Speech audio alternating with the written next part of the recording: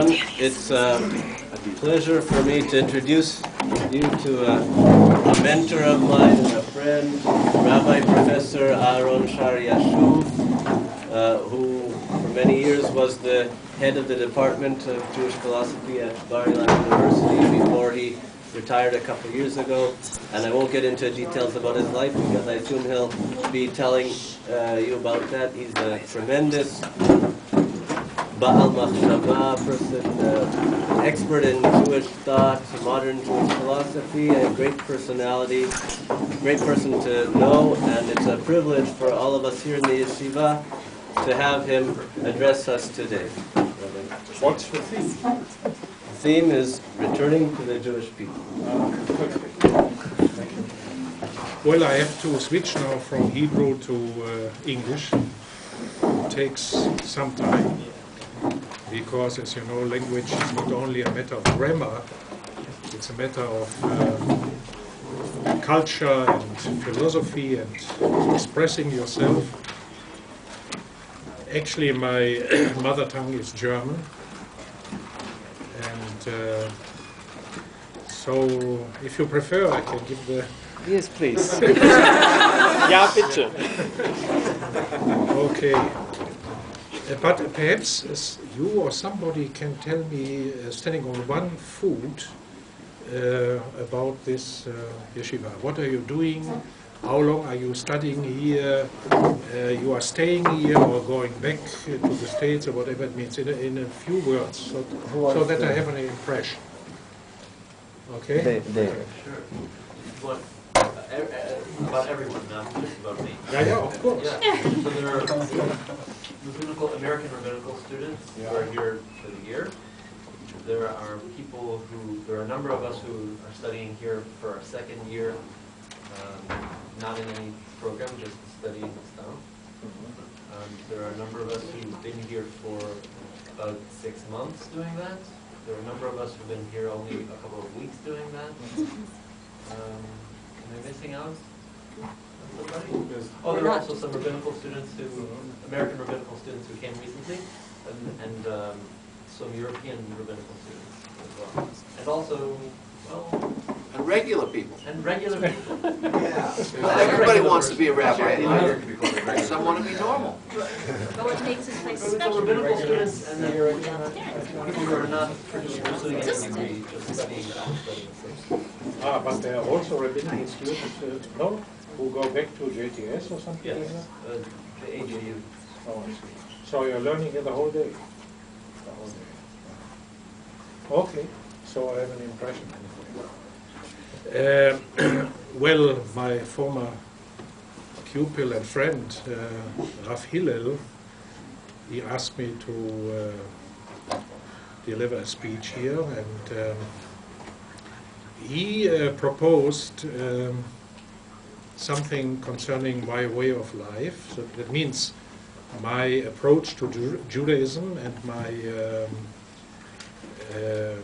Jewish philosophy. So I hesitated a little bit because to speak about my own life, I did it very often since I embraced the Jewish people long ago in '68.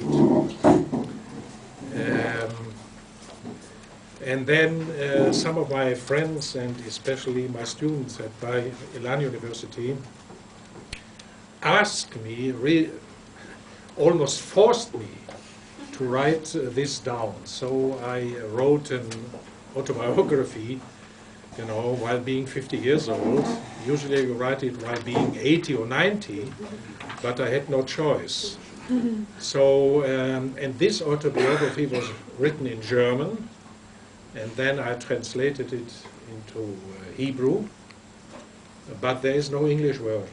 So this is one of the reasons that I agreed, because nothing is in English, except all kinds of newspaper articles and films, but not the autobiography. So we agreed to name this speech "Return to the Jewish People." why return? You see, there are two reasons. First of all, it says, you know a little bit Hebrew, of course. Yeah. As you know, it says in Parashat Nitzavim, at the beginning of Parashat Nitzavim, Asher eneno po imanu hayom, ken, v'chule v'chule, Devarim kaftet yud dalet. And the explanation in the Talmud, Masechet Shabbat, Daf Kuf Mem Vav, is that the mazal of the Gerim was already on Mount Sinai. So if somebody converts, conversion is not not a good expression. If somebody embraces the Jewish people, he actually is returning to the Jewish people, because his innermost existence, his soul, his mazal, as the Talmud says in Masechet Shabbat, was already at Mount Sinai. So one is coming back to the Jewish people. And the Ramban, in his commentary on the Decalogue, in Sefer Shmot, on the verse which deals Lo ta'asu kol malacha ata uvinecha uvitrecha v'geracha asher bisharecha. As a sham, on this verse, the Rambam also refers to the Gerei Tzedek, and not only to the Gerei Toshav, which are mentioned here in this verse. And there he says, I'm quoting the Ramban, Ger Tzedek sheshav v'chazar letoratenu. So that fits also with what I quoted before from Masechet Shabbat. So again, somebody is approaching the Jewish people, he's returning. And that's the reason for the theme of my speech, return to the Jewish people. Well, you know, it's a little bit difficult. How much time do I have? An hour. What? Something? An hour. Okay. So to express in an hour or so this whole approach to Judaism, which is a very, very long way, from the very beginning when I thought about Jewish existence until the official act of conversion, but I try to do my best, you know, to emphasize some items. Well, being born in Germany, you know, in 1940, at the beginning of the Second World War, and then being raised in Germany after the war, of course, if you have a little bit brain in your head, you have to deal with the Jewish question, and especially because of the Holocaust. And that's the way it started from the very beginning. Because I asked myself the question, how could that happen? You know, within a people which is known for its culture. Kant, Goethe, Schiller, Beethoven, Mozart, and so on and so forth. So how could that happen? I think everybody had to ask this question, and that is the way it began. So I developed in the course of the time, later on, when I started theology and philosophy in Germany, a kind of theology of Auschwitz. But that came later. So from the very beginning, how could that happen? So somebody said there are two souls in the German personality, a bad one and a good one. On the one hand, the sophisticated culture, and on the other hand, barbarism, you see. Well, to make a long story short concerning this theme, a few years ago I wrote an article about this theme concerning collective guilt and so on and so forth, and I'll give you the frame. There was published a book in 2003 under the title Bioethical and Ethical Issues Surrounding the Trials and Code of Nuremberg. Bioethical and Ethical Issues Surrounding the Trials and Code of Nuremberg. Nuremberg Revisited. That is a book which was edited by one of my colleagues from Bar-Ilan University, from our Department of Philosophy, Jacques Rosenberg. And there are a few articles, and I published within that frame the article Guilt, Responsibility and Humanity. Guilt, Responsibility and Humanity. So you should read it. I just emphasize two points. You know,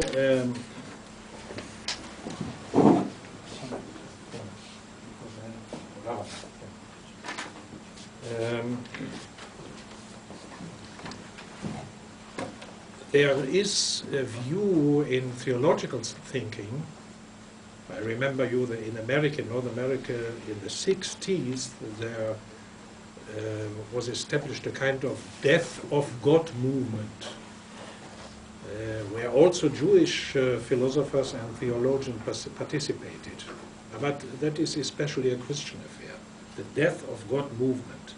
So God died in Auschwitz. Jesus is living, you know, but God died in Auschwitz. What I'm saying is the inverse. That was not a failure of God, and that cannot be an excuse for atheism, but men failed. Mankind failed. And I'm not talking only about the Germans, who, of course, were the most important actors in that part of history, but mankind in general failed. Because they knew, the English government, for example, because of the Polish exile government, they knew very well what was going on in Germany. And the Catholic Church, in brackets, Pius XII and so on. So mankind was responsible for this. Men failed, and not God failed. And that is connected with the question of human freedom.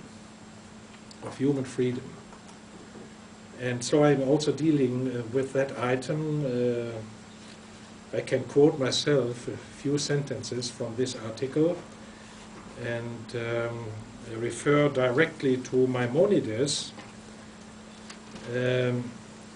Maimonides' discussion of the dialectic between divine foreknowledge and human freedom, as it is expressed in Rabbi Akiva's dictum, all is foreseen and free will is given, in chapter 3 of Pirkei Avot, arrives at the conclusion that these two concepts are not antithetical. According to this fundamental Jewish conviction, the two ideas are equally true and can be intellectually reconciled. These two concepts belong to two different realms, because man's knowledge cannot be compared to God's knowledge. Therefore, from man's perspective, which is the only perspective that matters in this context, free will is a reality. It follows that man becomes guilty if he does not actualize his faculty of free will. his ability to choose between good and evil. This solid foundation, on which the entire structure of rabbinical Judaism rests, accords with the spirit of the Hebrew Bible as epitomized in the words of the prophet Ezekiel, who speaks of the deeds of the individual in contrast to the social collective morality, and I quote, "When the son has done what is lawful and right, and has been careful to observe all my statutes, he shall surely live. The soul that sins shall die. The son shall not suffer for the iniquity of the father, nor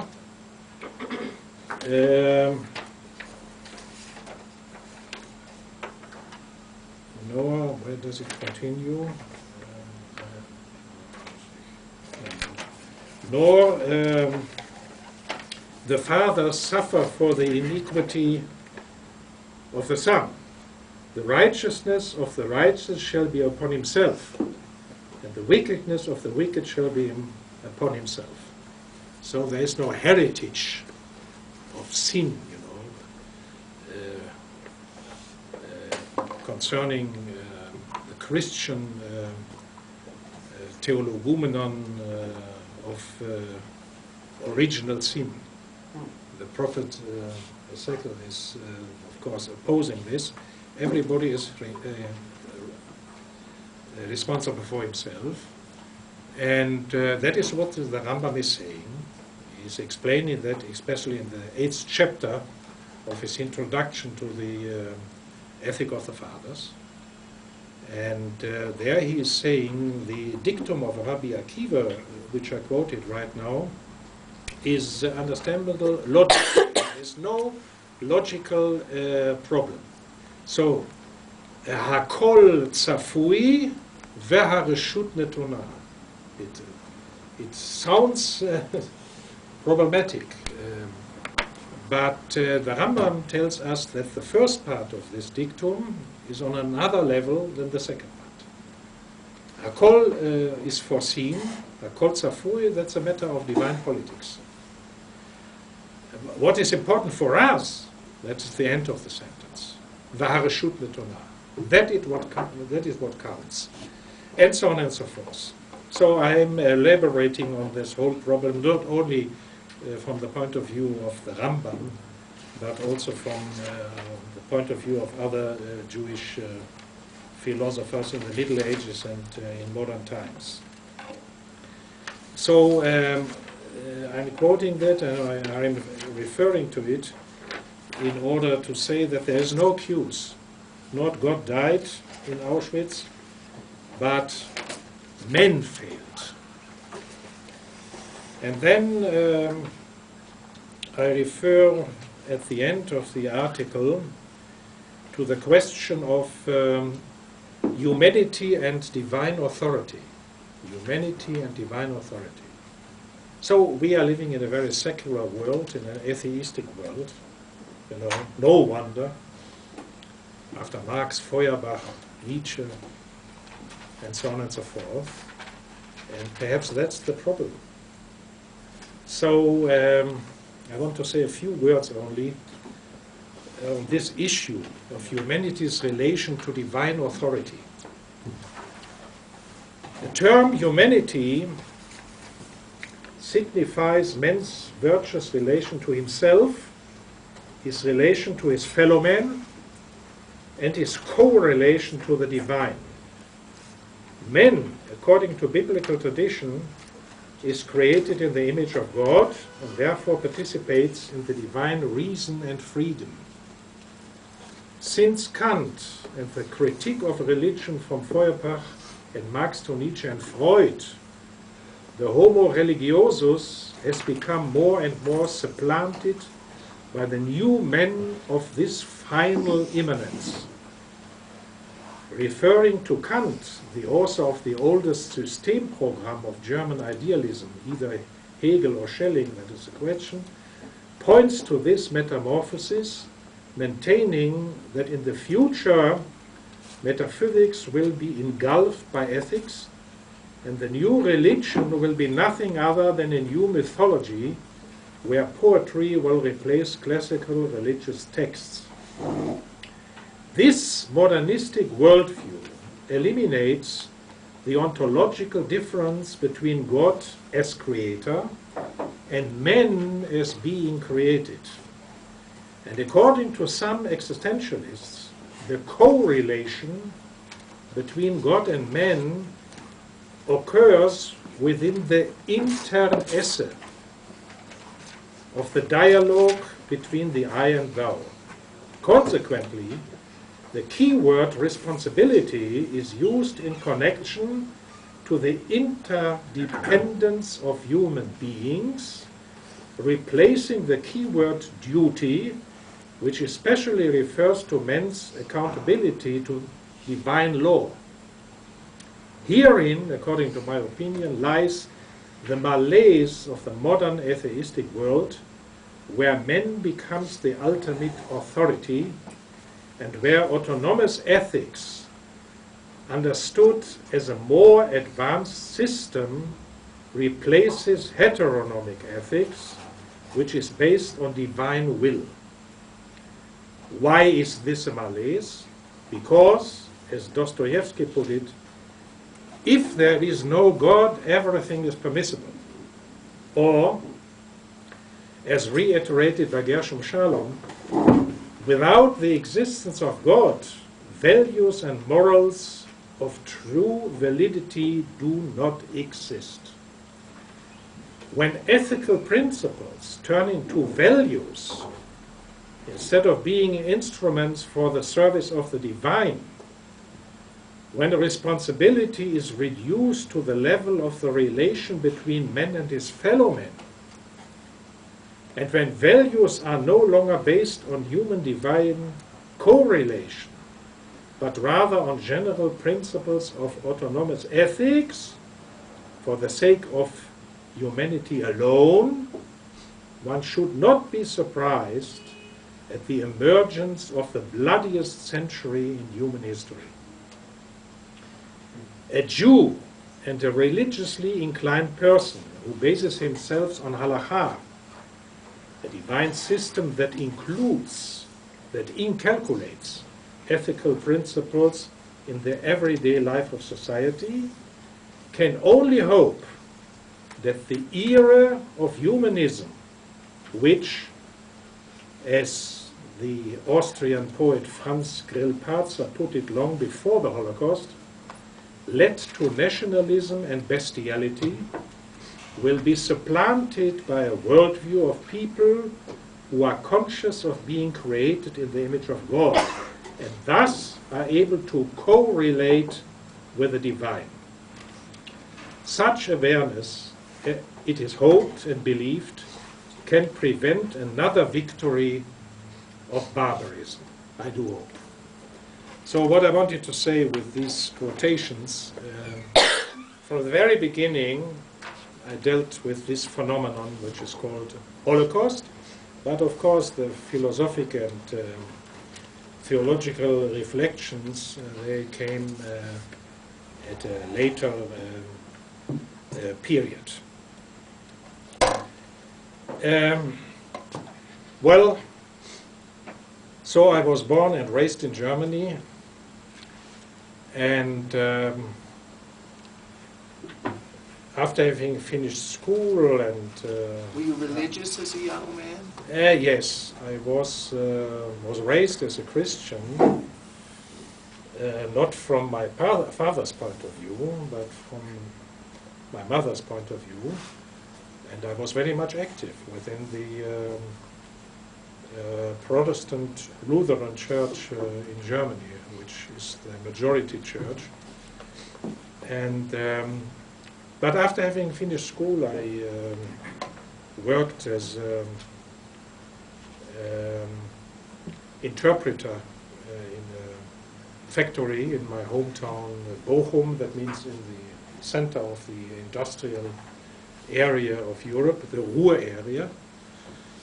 And but I came to the conclusion this is not my existential frame, and so I decided, after having worked in that factory for about 4 years, to study theology and philosophy. And no wonder that in the course of the time, and I wanted to become a minister in my church, you see, that was the plan. But my interest in Judaism became more and more serious. I started reading, I didn't know Hebrew at that time, but I started reading German Jewish philosophers like Martin Buber and Franz Rosenzweig and so on and so on. Later on, I knew a little bit Hebrew, because as a theological student in Germany, you have to know biblical Hebrew.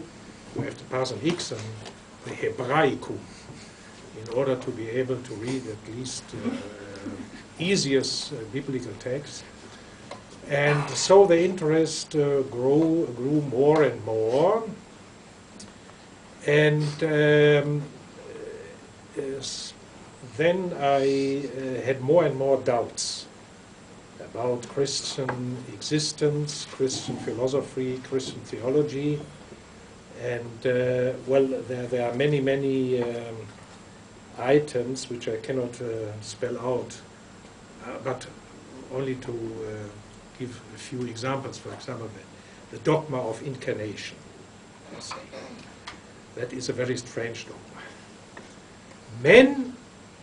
God becomes man.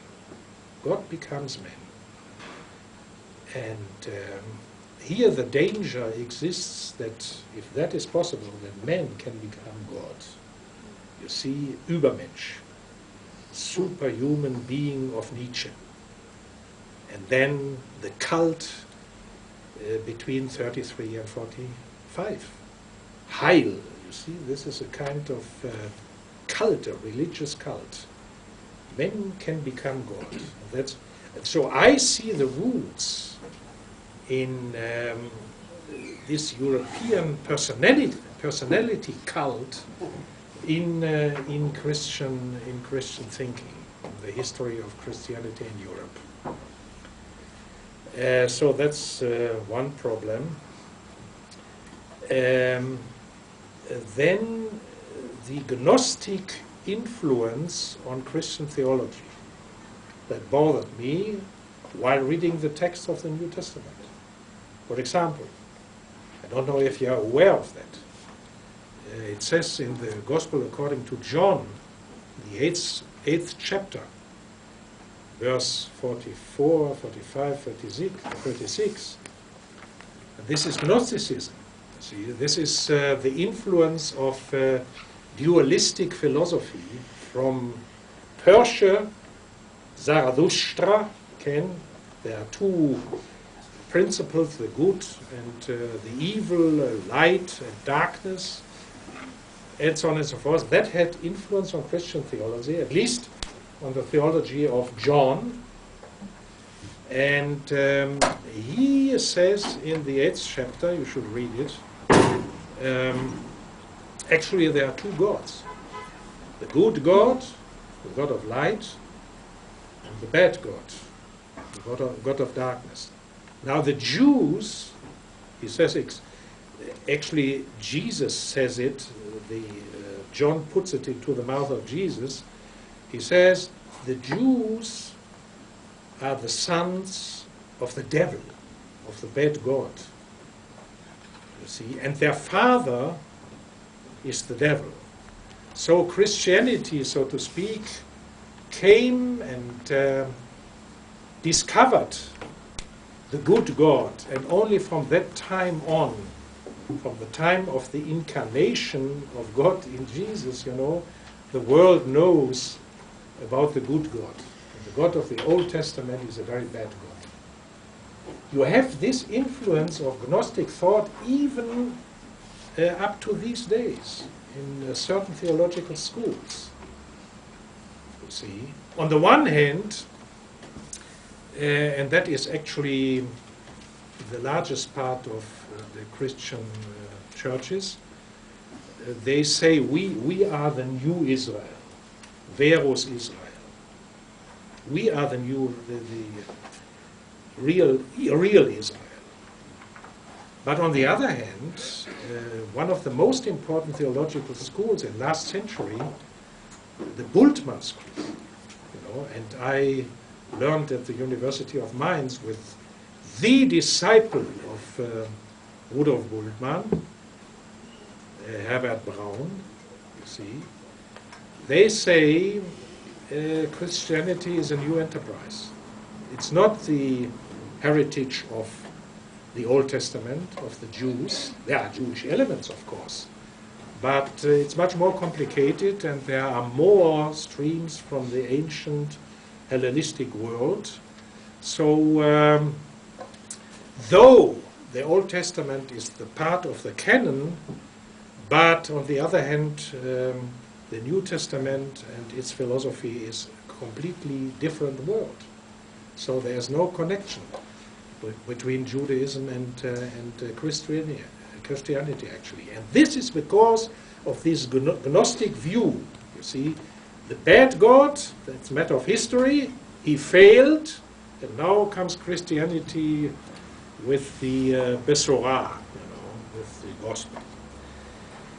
And, well, perhaps I mention another item in brief. Christianity is anti-law, you see, anti-law. It is the annulation, you say, to annul of what? Annulment of halakha,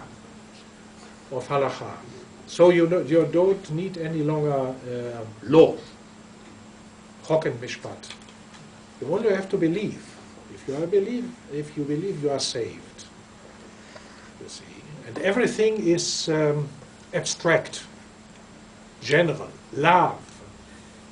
If there is a mitzvah, of course, you have to love everybody, and that is connected with the mission to turn the whole world into a Christian world. Love, love, love.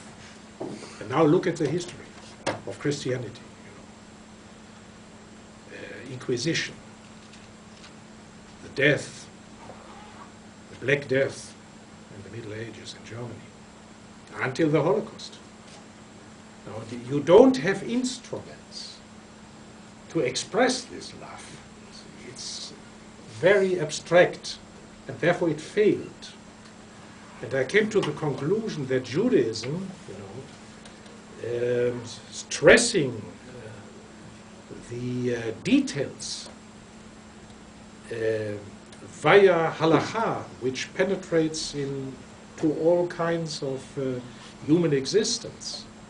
That's not an abstract affair. It's very concrete, and you have to practice this. See? Ata ro'eh Elohim bepratim, you have to spell it out. And this anti-nomistic view bothered me, and I saw it in Judaism. So, in the course of the time, it became clear to me, but the whole thing is a matter of at least 15 years from starting thinking, going into the direction until the official act of embracing the Jewish people. In the course of the times, course of the years, it became clear to me, of course I cannot be any longer, continue my studies in order to become a minister. And then, I organized a trip to the Middle East with some of my student friends. We spent here, we bought a Volkswagen bus, 8 students, 8 theological students, drove by car via Austria, Yugoslavia, Turkey, Syria, Jordan, via Mandelbaumgate to Israel, and once have been in Israel, you can't go back to Jordan, so we went by ship to Greece and so on. That also was an expression of my attitude to Judaism and my interest also for the Jewish state. So I organized it at that time. after having finished the studies at the University of Mainz. Years before that, I studied at the Church Academy in Wuppertal. And then finally, I continued my studies, my theological and philosophical studies at Hamburg University. And you know, in Germany, it's a custom to change the universities, not like here in Israel, because you have to become acquainted with all kinds of schools. I think it's a good idea. And at the University of Hamburg, I was also there a student of the Protestant Mission Academy of Germany, which is affiliated to the theological department of the University of Hamburg. But at that time, in '64, they established an institute at the University of Hamburg for the history of German Jewry. And the director of this institute, Professor Heinz Moshe Graupe, former Jecke, who delivered speeches in the philosophical faculty. And I attended his speeches. And then he became interested in me, and he said, well, you want to become my assistant in the institute? I said, okay, wonderful, because anyway, I'm looking for a frame to deepen my Jewish studies, and you have an excellent library, and so on and so forth. So I worked there as an assistant of Professor Heinz Moshe Graupe. By the way, important to mention this name, because he published a very important book, the history of the intellectual history of Germany during the last 300 years. That was published in German, translated in English, and there's in the meantime also a Hebrew translation. So you should keep that in mind. Heinz Moshe Graupe, 300 years modern intellectual history of German Jewry. Very important book. And at that time, you know, it continued, my interest continued more and more.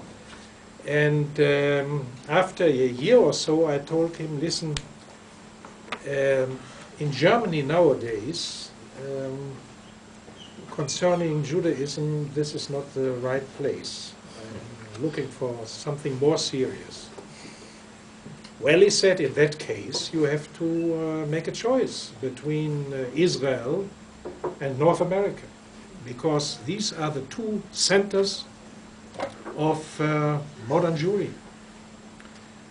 And, well, at that time, I decided to go to the United States to continue my Jewish studies over there.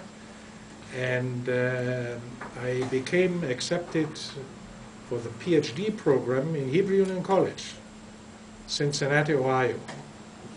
So I spent there for about 3.5 years, living there in the dorm and pursuing my doctoral studies. And at the end, I wrote a dissertation about the German Jewish philosopher Salomon Ludwig Steinheim. You might have heard about him. If not, it's time to. Salomon Levi or Ludwig Steinheim, a 19th century defense of Judaism against the inroads of Christianity, philosophy, and paganism. That is the title of the dissertation. That was published in '86 in Leiden, Brill, Leiden in Holland, in English. So you can read that.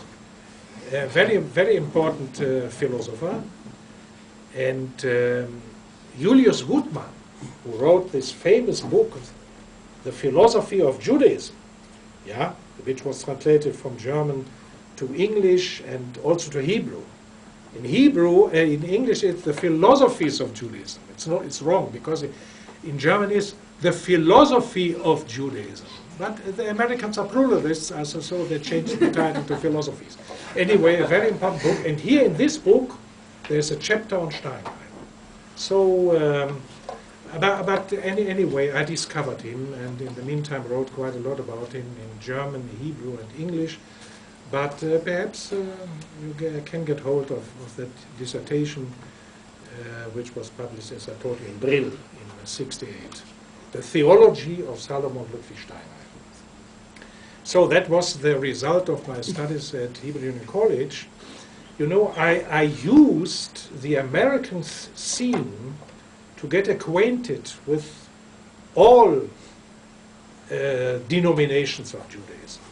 So my central place was, of course, HUC, but I lived for months in the dorm of JTS, and I had the privilege, you know, to become acquainted with Aharon Yoshua Heschel, Professor Lieberman. They accepted me as a visitor, of course. I was also only there for 1 month for their seminars and so on. That was quite an experience. And I also had contact with Yeshiva University and attended the lectures of Rav Soloveitchik. Why all this?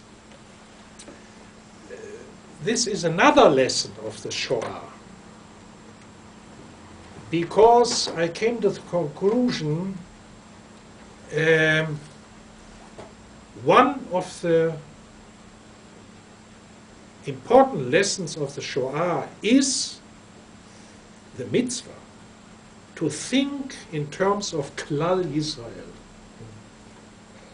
Because the Nazis didn't differentiate between Reform, Conservative, Orthodox.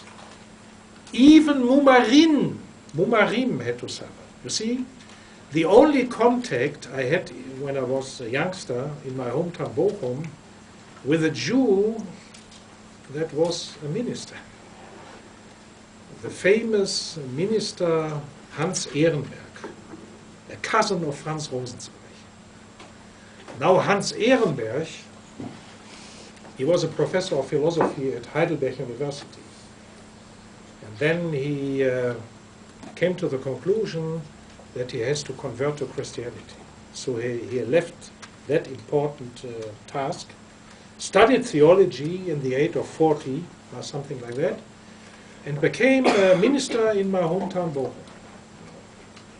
Nowadays you have a large place over there, Hans Ehrenberg Platz, and so on and so forth.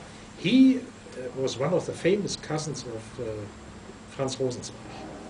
So he was a Mumma. He was a high-rank officer in the German army during the First World War. That didn't help him. Because during the Reichskristallnacht, 9th of November 38, his house, that means the house of the minister, Protestant minister in my hometown, Bochum, was destroyed. And he was put to the concentration camp Oranienburg, north of Berlin. By the way, Emil Fackenheim, the philosopher Emil Fackenheim, told me, I had very good relation with him, he told me that he was together with Hans Ehrenberg in the concentration camp. And Hans Ehrenberg, he delivered sermons on Yom Rishon, and in Oranienburg, Sachsenhausen, Oranienburg. And Fackenheim told me most of his listeners were Jews. And very interesting, he almost most of his sermons were on texts concerning the Old Testament and not the New Testament. And then, well, both of them were set free by the English army, and Fackenheim came to Toronto, And Hans Ehrenberg became the advisor of the Archbishop of Canterbury for Jewish questions. But he felt in the exile, in spite of whatever happened. So he came back to Germany, and there I met him. As a youngster, when he was preaching in my church. Also, I remember, most of the sermons were based on the Old Testament texts. And I discovered he passed away in '58, and when I was on the sabbatical in Heidelberg University, I found his tombstone in a general cemetery, surrounded by graves with crosses, and he in the middle without cross, but with the pasuk from the prophet Jeremiah. Hans Ehrenberg, why I'm telling that story? Because Hans Ehrenberg was a mummer, and it didn't help him. The Nazis didn't differentiate. And I think we should learn something about that concerning this very important theme of Klal Yisrael. So anyway, when being in the United States, I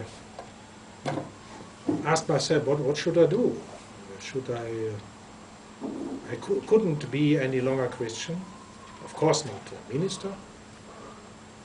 So two choices, or to stay in the United States, or go back to Germany, and I might teach at the university, even in the theological department, because to be a minister, impossible. But in the university, everything is possible. Because in Germany, anyway, there is no real difference between theology and philosophy. You see, because of the whole Christian tradition, beginning with the scholastics, the whole period, 600 years of European philosophy, scholastic philosophy, is actually theology. But there's no difference. So that heritage we have today. So I said I might teach in a theological faculty or in a philosophical one. Doesn't make a difference. But then I came to the conclusion, no, that's impossible. So there might be a solution to become a Noahide. So I dealt with Noahide theology, read this important book of Eliyahu ben Amozek, the famous rabbi of Livorno, 19th century. He passed away in 1900.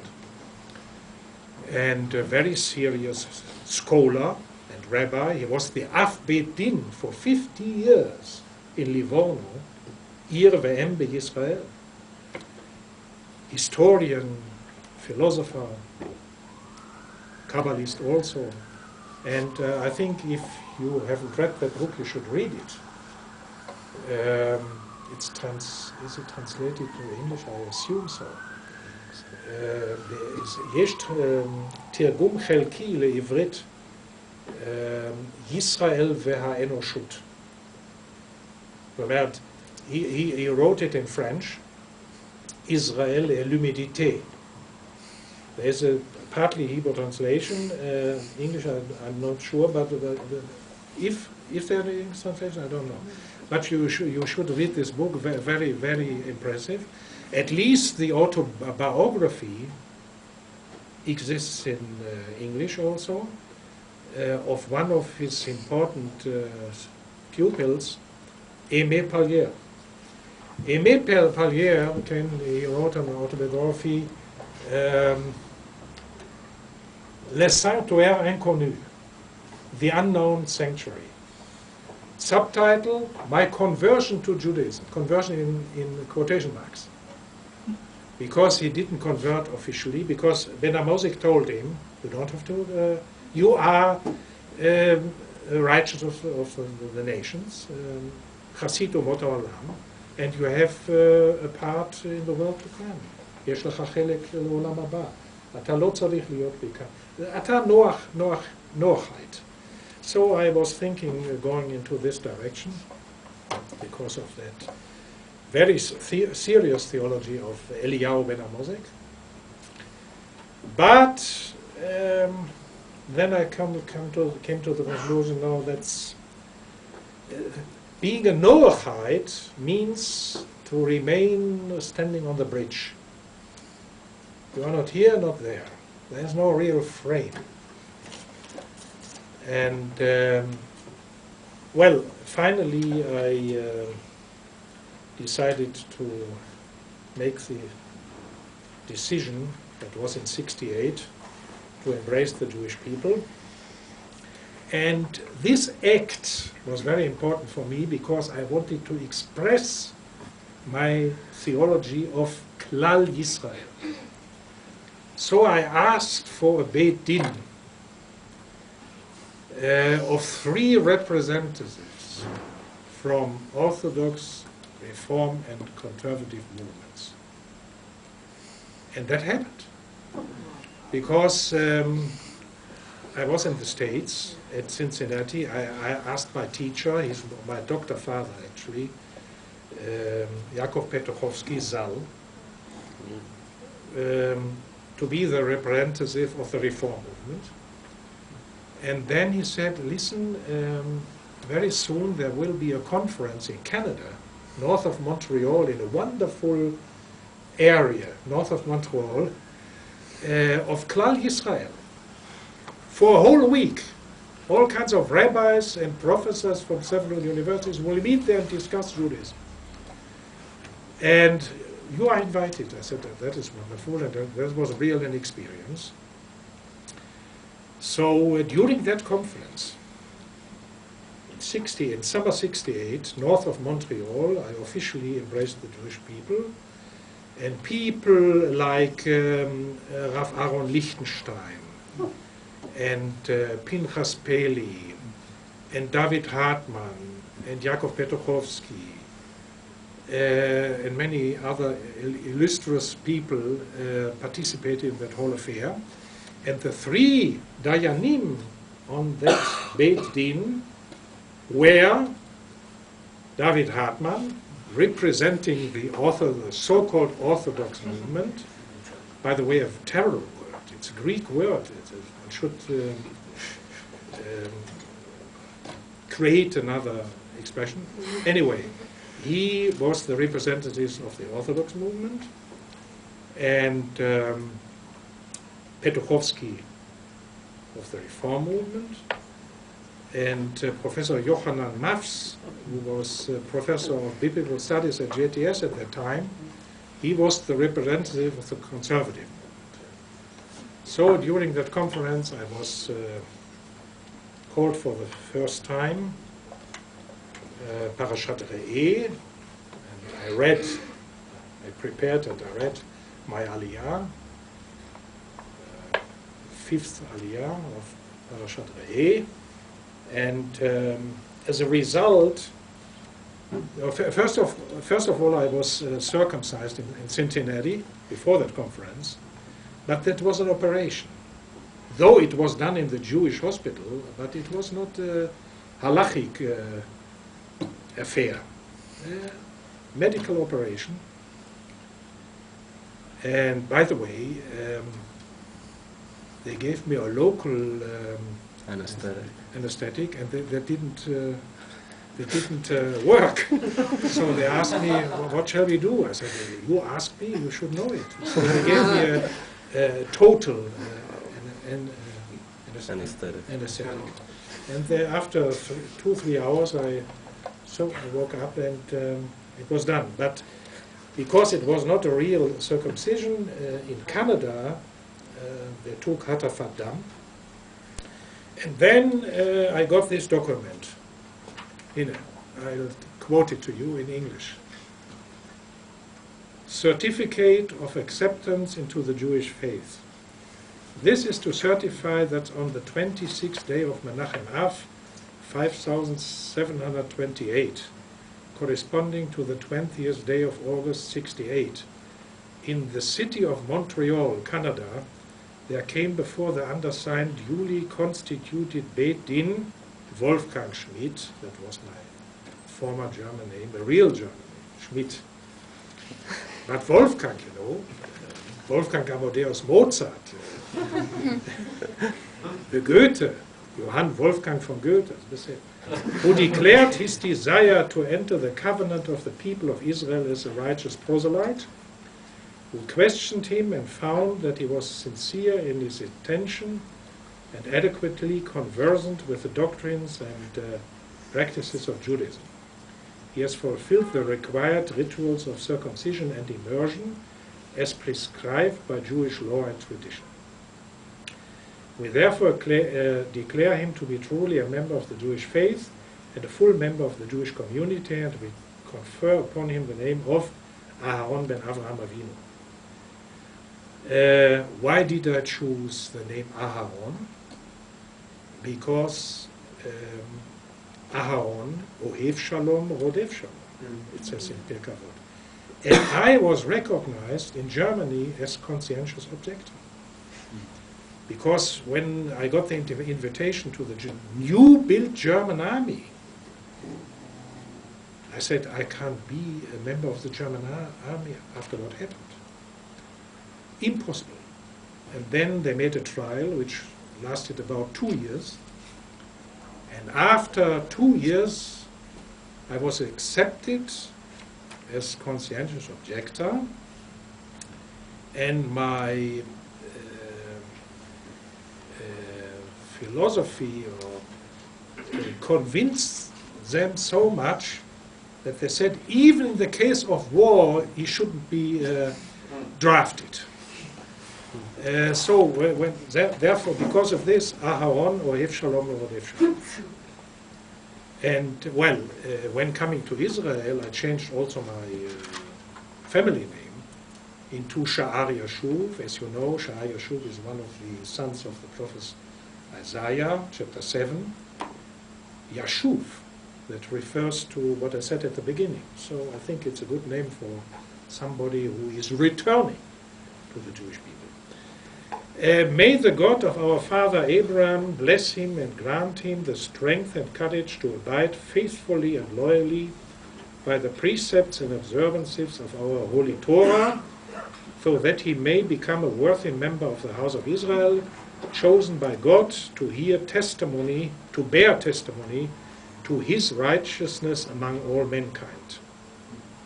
Signed in this city of Montreal, and so on, Rabbi David Hartman, Rabbi Yochanan Mavs, Rabbi Yaakov J. Petuchowski. Now that's another story.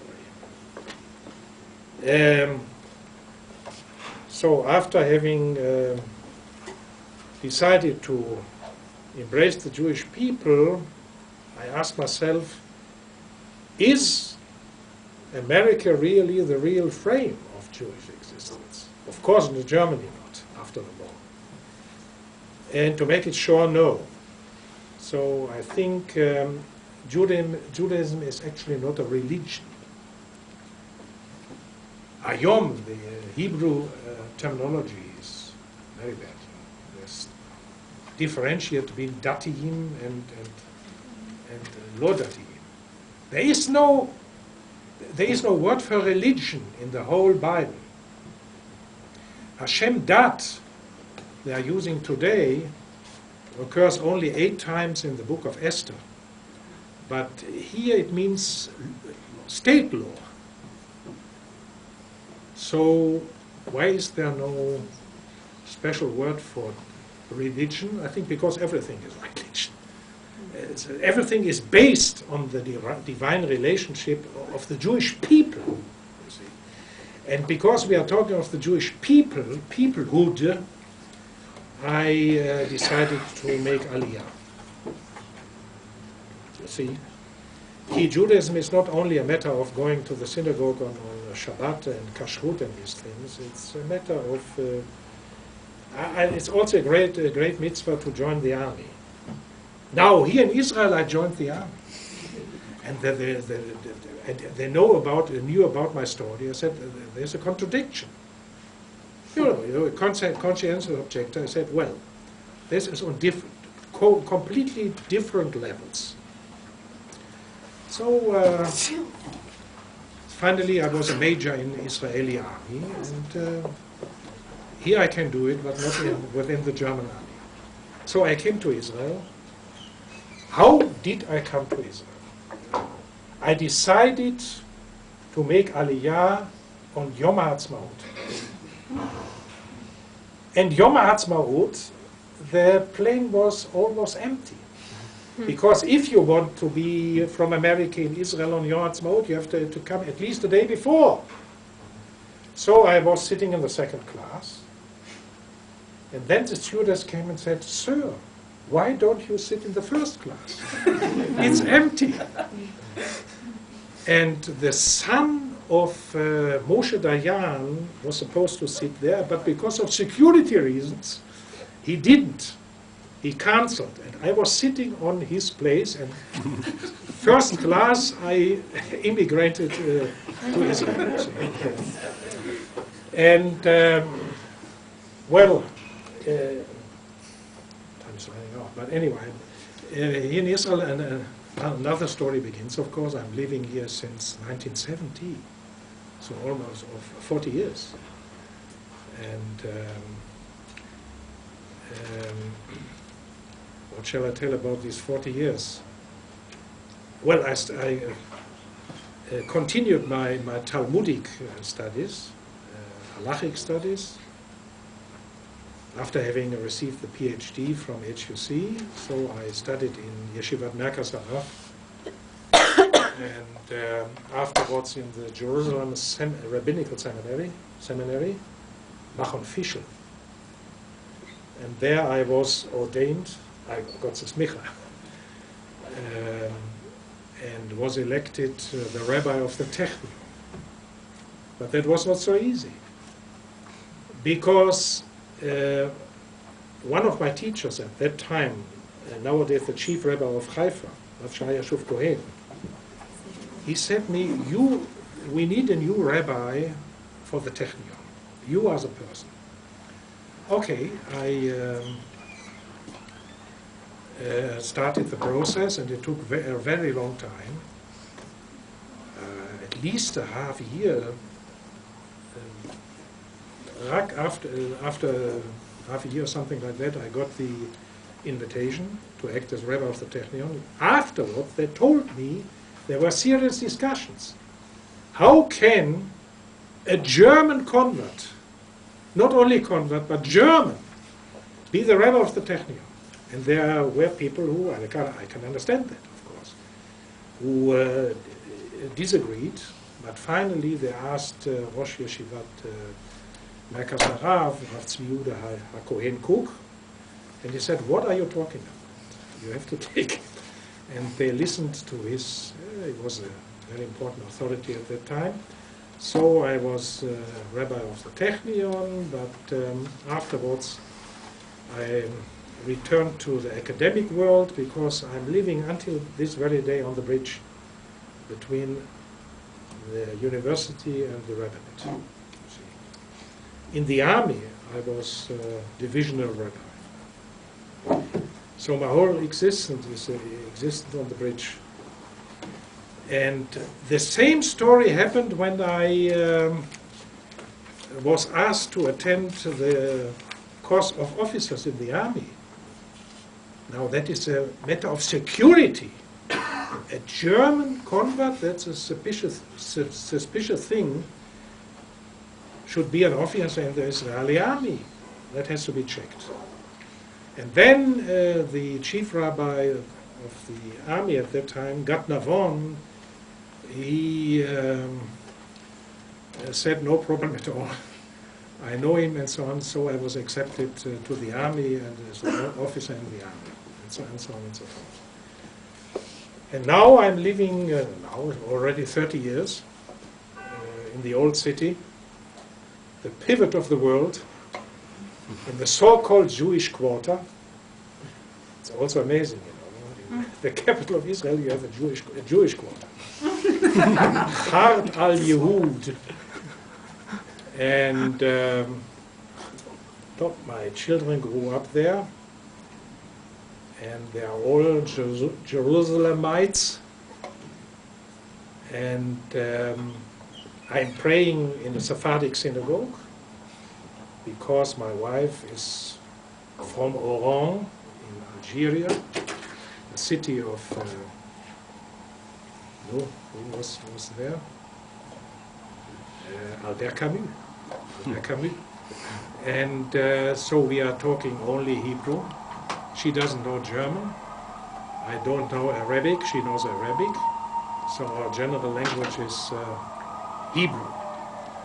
And, well, this is the point to finish.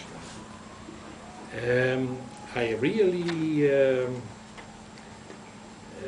advise you to learn very well Hebrew, because Jewish thought can only be expressed, I think, not in German, not in English, not in French, but in Hebrew. And let me quote, and by this quotation, if you have questions afterwards, you can put them. I want to quote the famous paragraph of Yehuda Levi in the Sefer Kuzari. Book 2, paragraph 66. Book 2, Sefer Kuzari, 66. Now he's talking about the importance of the Hebrew language and about the importance of Jewish thinking. I am quoting. The Rabbi, what is the opinion of Solomon's